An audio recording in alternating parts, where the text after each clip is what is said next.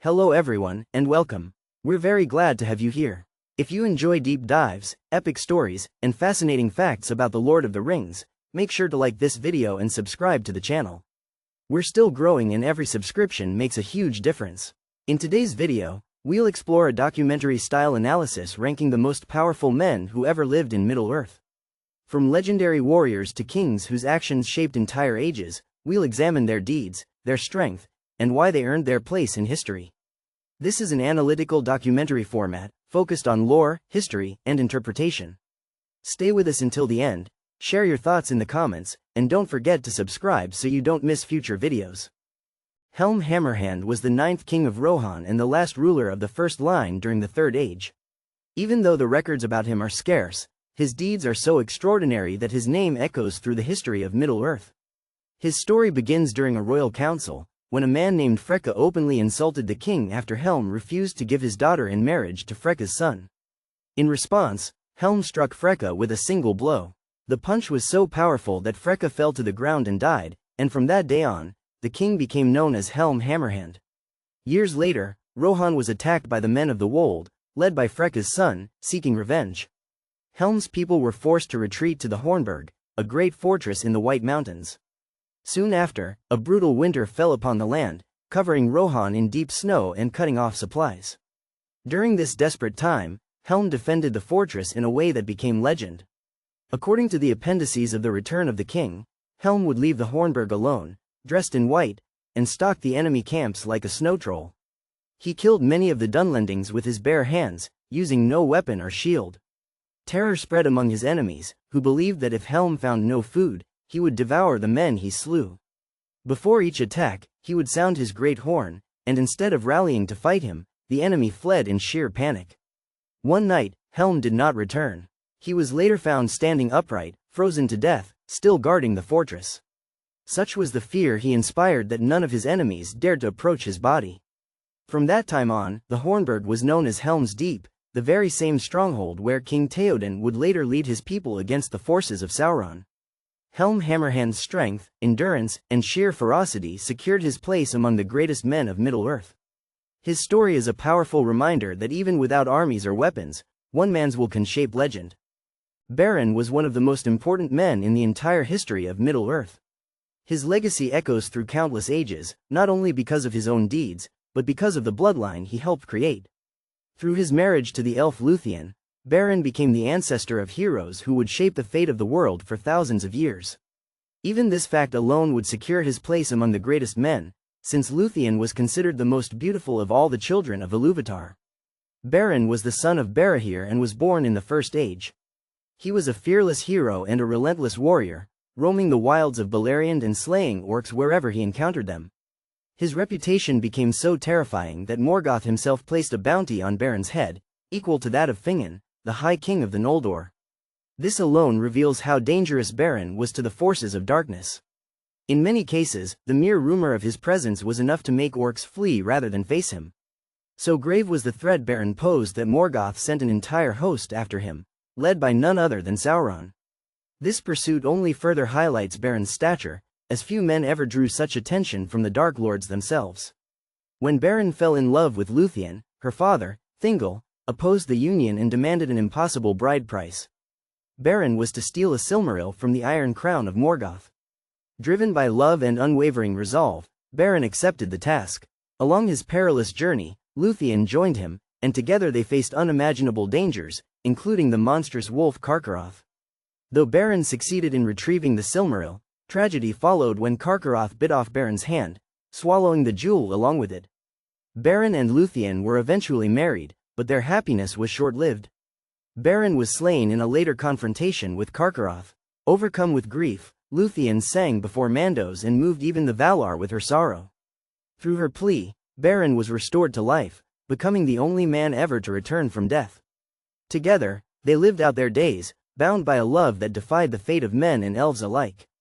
Aragorn's story stands among the most significant and inspiring narratives in all of The Lord of the Rings. He is a noble and courageous figure who fights for the freedom of Middle-earth and ultimately becomes the king he was always destined to be. Aragorn was a descendant of the kings of Númenor and was born on March 1, 2931 of the Third Age. After the death of his father, Arathorn, he was raised in Rivendell under the care of Elrond, who treated him as a foster son and kept his true lineage hidden for many years. As Aragorn grew, his fate became inseparable from that of Arwen. When he fell in love with her, his destiny was sealed, because only one path would allow their union: he had to become king. This condition alone represented an almost impossible challenge, demanding not only strength in battle but wisdom, endurance, and the ability to unite fractured realms. From a young age, Aragorn wandered throughout Middle-earth, traveling far and wide, fighting tirelessly against the growing shadow of Sauron. During these long years, he defeated countless enemies and forged powerful alliances. He fought alongside Gandalf in many struggles, gaining not only experience but deep wisdom. According to the appendices of The Return of the King, Aragorn became the hardiest of living men, skilled in many crafts and deeply learned in ancient lore. Yet he was more than any other of his kind, for he possessed the wisdom of the elves, and there was a light in his eyes that few could endure when it was revealed. Aragorn played a decisive role in several of the greatest battles of the Third Age.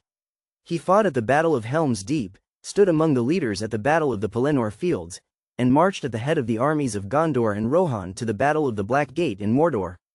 In the end, Aragorn was crowned King of Gondor, reclaimed the lost lands of Arnor, and founded the reunited kingdom. With his reign, the Fourth Age began, known as the Age of Men. Under Aragorn's rule, peace and hope returned to Middle-earth, fulfilling a destiny forged across generations. Elendil was one of the most important figures in the entire history of Middle-earth. Born in Númenor, he was a descendant of the royal line of that great island, though not directly in the line of kings. It is written that the Númenóreans were tall, strong, and terrible in their wrath, and Elendil embodied these traits more than most. When Númenor was destroyed, Elendil led the faithful across the sea in 9 ships, escaping the downfall and reaching Middle-earth. There, together with his sons Isildur and Anarion, Elendil founded the kingdoms of Arnor in the north and Gondor in the south. These realms would become the greatest strongholds of men during the Second and Third Ages. Elendil himself was recognized as High King of both Arnor and Gondor, standing as a symbol of unity and resistance against the rising shadow of Sauron. At the end of the Second Age, Elendil joined forces with Gil-galad, the High King of the Noldor, to form the last alliance of elves and men. This alliance marched against Sauron and fought a long and brutal war within the lands of Mordor that lasted 7 years. Elendil carried the sword Narsil, and it is said that the blade filled orcs and men alike with fear, for it shone with the light of the sun and the moon. When Sauron himself finally emerged from Barad-dûr, Elendil and Gil-galad confronted him directly. Though both kings were slain in the struggle, they wounded Sauron so grievously that he was brought low and could no longer move. In that moment, Isildur took the shards of Narsil and cut the one ring from Sauron's hand, defeating him for a time. Even as a mortal man, Elendil struck devastating blows against one of the greatest powers in the world. Through his courage and sacrifice, peace was secured in Middle-earth for many years. His legacy endured through his descendants, culminating generations later in Aragorn, who restored the reunited kingdom and fulfilled Elendil's long-forged destiny. Eärendil was the son of the man Tuor and the elven princess Idril of Gondolin, making him one of the half-elven. He was the father of Elrond and of Elros, the first king of Númenor. Though born of both races, Eärendil preferred to be counted among men, and his deeds as a mortal were among the most courageous in the history of Middle-earth. Eärendil is best known for his great voyage to Valinor, the Undying Lands, undertaken to seek aid against Morgoth. He sailed the seas aboard his ship Vingilod, bearing upon its prow the Silmaril that Beren and Luthien had taken from Morgoth. Together with his wife Elwing, Eärendil reached the shores of Aman, becoming the first among living men to set foot upon the immortal lands. This act alone placed him in grave peril, for mortals were forbidden to enter Valinor, and he fully believed that the wrath of the Valar might fall upon him. Despite this, Eärendil did not waver. He came not out of pride or desire for glory, but out of love for elves and men and a desperate wish to end Morgoth's tyranny. Moved by his plea, the Valar gathered in council. Manwë decreed that the danger Eärendil faced for the love of both kindreds would not fall upon him nor upon Elwing. However, they would never again walk among elves or men in the lands of Middle-earth. A choice was granted to Eärendil, Elwing, and their children. Each could freely choose to which race they would belong. Elwing chose the elves, and Eärendil, though he preferred men, chose the elves for her sake. The Valar then blessed Vingilod, granting it the power to sail the skies. From that time on, Eärendil was seen in the heavens bearing the Silmaril, appearing as the star of the morning and the star of evening. During the War of Wrath, Eärendil flew with Vingilod and fought alongside the great eagles led by Thorondor. He battled in Calagon the Black, the greatest of all winged dragons, for an entire day and night, and at last cast him down. When in Calagon fell, his massive body shattered the towers of Thangorodrim. Though Eärendil later chose the fate of the elves, his courage as a mortal saved Middle-earth from the final dominion of Morgoth. Turin Turambar, son of Hurin, was born in the First Age and stands as one of the most tragic figures in the history of Middle-earth. Wherever he went, sorrow and catastrophe seemed to follow. Though his life deserves a full account on its own, here we focus only on his deeds and strength. Turin's fate was shaped early, for his father Hurin had been captured by Morgoth and cursed along with his entire family. From that moment on, darkness and misfortune clung to Turin's path. As a youth, Turin lived in many realms of Beleriand. He dwelt for a time in Doriath, under the rule of Thingol and Melian, and later in Nargothrond, which was then ruled by Orodreth. His life was marked by constant movement, conflict, and loss, much of it driven by the curse laid upon his bloodline. Despite this, Turin was an exceptionally skilled warrior, fierce and impulsive, favoring open battle where he could unleash the full force of his strength. He wielded the black sword Gurthang, one of the most powerful weapons ever forged. Turin's courage in battle was undeniable, even earning grim respect from his enemies. Glaurung, the father of dragons and one of Morgoth's most terrible creations, acknowledged Turin's valor, declaring him braver than any he had known. In their final confrontation, Turin achieved a legendary feat. As described in the Silmarillion, he drove his sword into Glaurung's belly with all the strength of his arm and all the hatred in his heart, plunging the blade to the hilt and slaying the great dragon. Yet Turin's victories were always followed by ruin. His choices, often made in pride or despair, led to devastating consequences for himself and those around him. His life became a grim reflection of Morgoth's curse, combining unmatched valor with unbearable tragedy. Turin Turambar remains one of the most complex men in Middle-earth.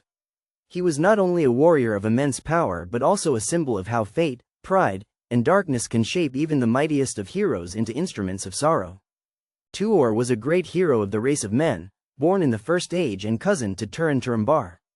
His fate was shaped by the will of Ulmo, one of the Valar, who chose Tuor as his messenger. Ulmo commanded him to journey to the hidden elven city of Gondolin and warn its king, Turgon, of the doom that was drawing near. Though the warning was delivered, it was not heeded, and Gondolin remained unprepared for the catastrophe that would eventually befall it. Tuor remained in Gondolin and there fell in love with Idril, the daughter of King Turgon. The two were married, and from their union was born Eärendil. When the forces of Morgoth finally discovered Gondolin and launched their devastating assault, Tuor played a crucial role in the defense of the city. Although his specific deeds are not described in full detail in the final account, the Silmarillion states that among the desperate acts of valor performed by the lords of the noble houses and their warriors, Tuor's feats were no less great. It is recorded that during the fall of Gondolin, Ecthelion fought Gothmog, lord of Balrogs, and Glorfindel slew another Balrog in single combat.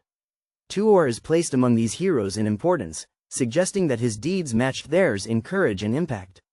In earlier versions of the tale, Tuor wielded his mighty Axdramberleg and slew multiple Balrogs, though this account was later revised. Even so, his valor remained unquestioned. Tuor also confronted Meglin, the traitor who betrayed Gondolin to Morgoth. Meglin wielded Angwaril, the twin blade to Gurthang, yet Tuor overcame him and saved Idril and his son. After the destruction of Gondolin, Tuor led the survivors through unimaginable hardship, becoming the leader of the remnants. In the end, Tuor built a ship and sailed west, reaching the Undying Lands. It is said that his fate was set apart from that of men, and that he alone of mortals was counted among the Noldor in Aman. Thus, Tuor stands as one of the greatest men who ever lived, a warrior whose courage bridged the worlds of elves and men and whose legacy shaped the fate of all Middle-earth.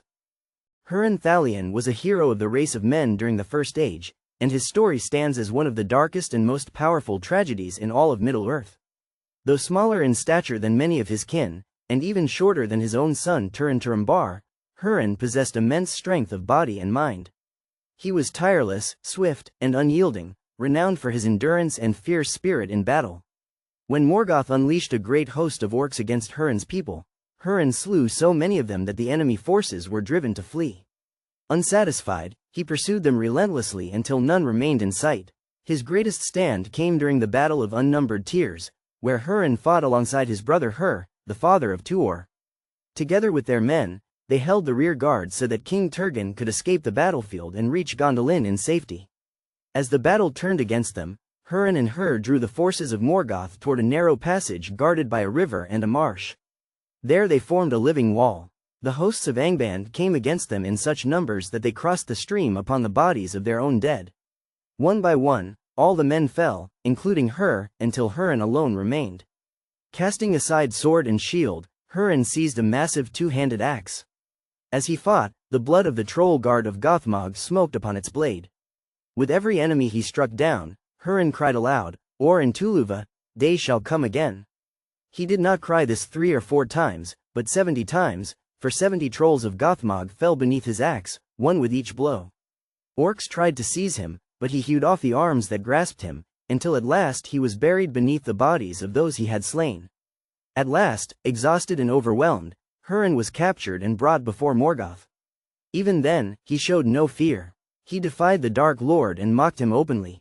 In wrath, Morgoth cursed Hurin, his wife Morwen, and all his descendants, sealing the tragic fates of Turin and Nienor. Hurin Thalion stands as the greatest of men not only for his unmatched strength, but for his unbreakable will. Even in defeat, he never bowed, and his defiance echoed across the ages of Middle-earth.